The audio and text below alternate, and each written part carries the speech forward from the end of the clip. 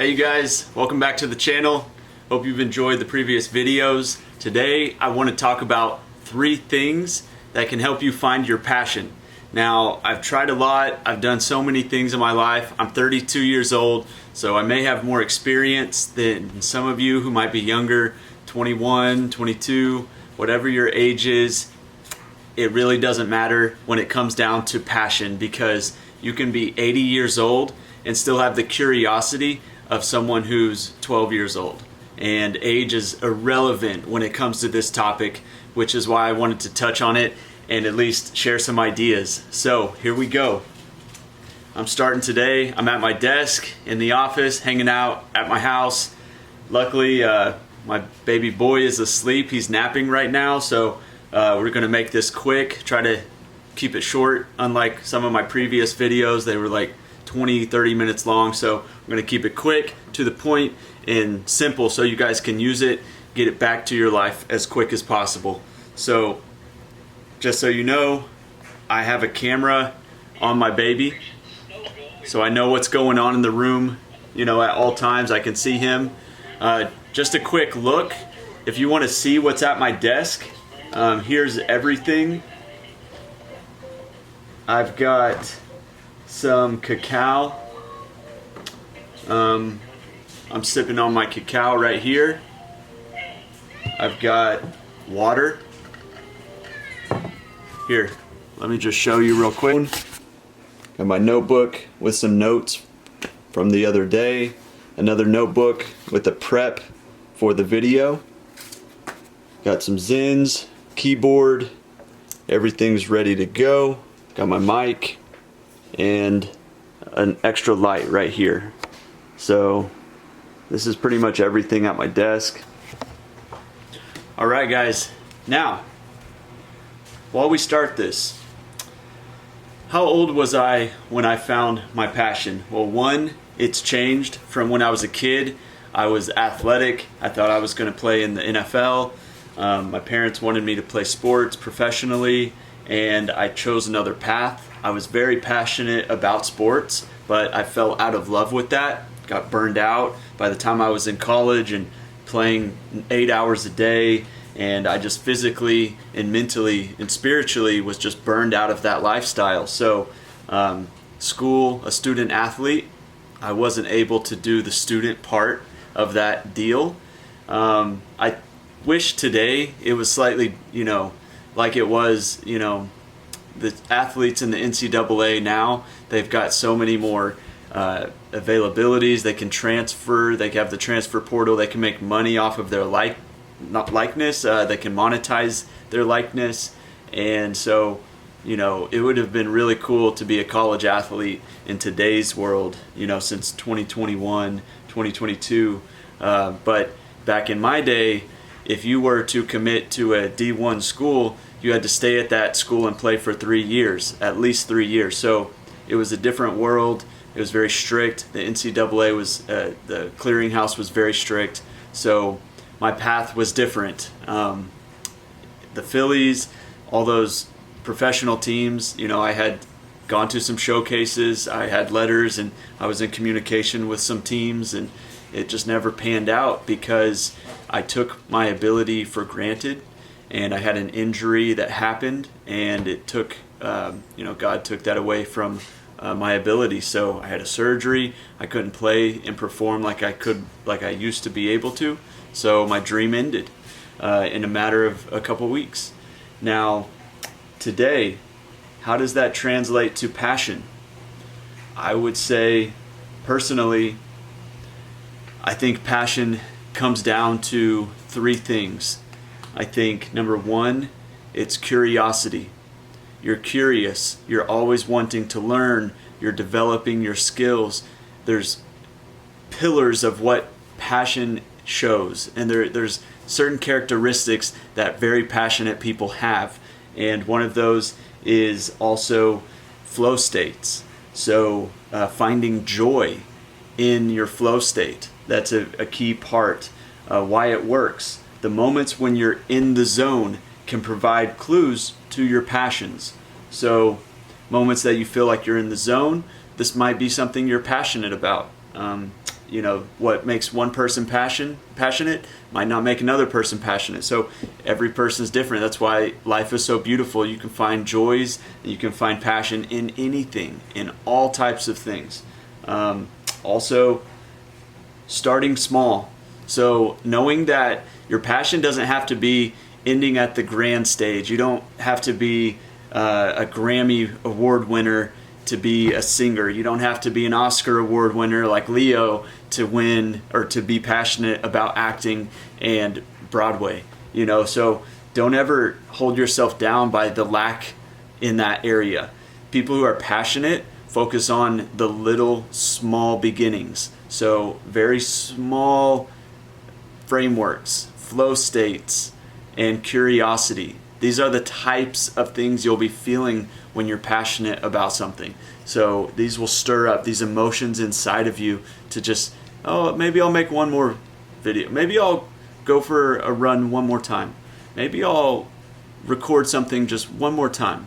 Maybe I'll play video games and I'll try out that one area, that level that I didn't like before, a Fortnite or that building calm, whatever, like showing that you will do it one more time. You're curious. There's something inside you that's stirring up that makes you interested, and you can't really explain it.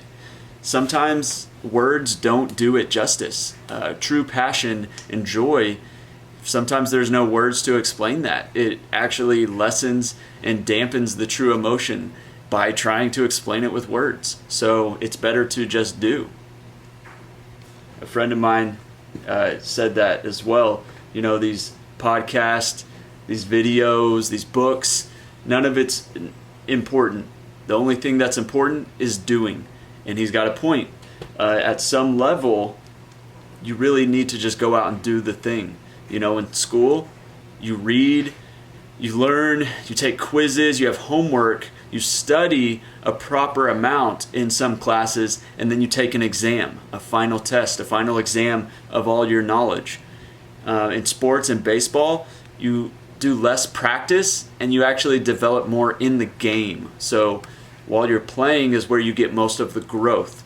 And so I would say approach passions like that, where you just want to do it. Forget thinking about it. Don't sit on the sideline. Just go out and try it. Just do the thing, And that's where you're truly going to find joy and find happiness and all those things that you might be looking for. That thing that's inside of you that's burning to just, oh man, I just want to do it. I just want to get up. I can't sit on the couch anymore. I can't meditate. I can't write about it or journal about it. I just need to go do the thing. That is the key. Okay, so 3 things. Follow your curiosity. Number 2, reflect on flow states and past joys. Number 3, start small and iterate. Reiterate, make fine tunes, tweak it a little bit, and why it works. Passion often develops through action, not just introspection, not just thought. You may not know what excites you until you try new things. How to apply. Set small goals to experiment with potential passions. Take a class, volunteer, or start a project. Treat the process as a series of tests to learn more about yourself. Stay open to evolving interests. What begins as an experiment might grow into something meaningful. Track what feels enjoyable even when it's challenging, as passion often flows and involves some difficulty.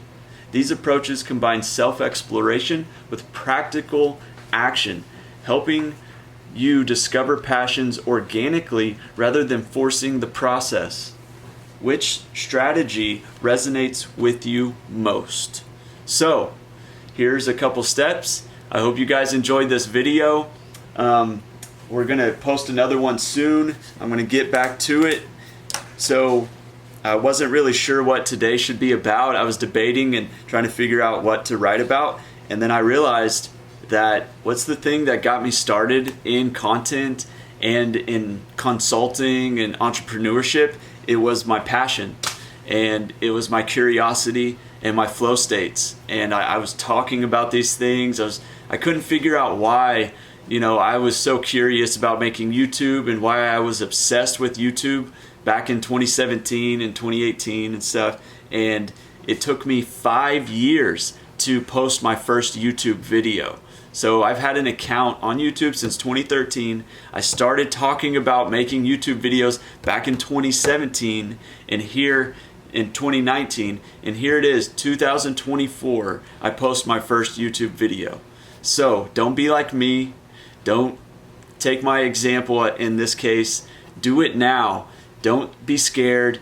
Don't hesitate. Just go out and do it and have fun doing it and find your joy. And I promise you, you won't regret it. You're going to learn from it.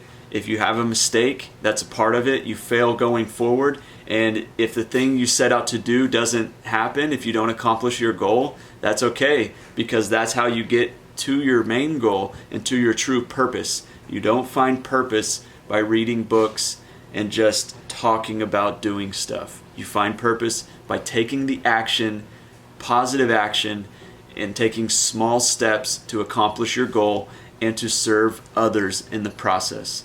So I love you guys. Hope you have a great week. I'll leave you with a quick read.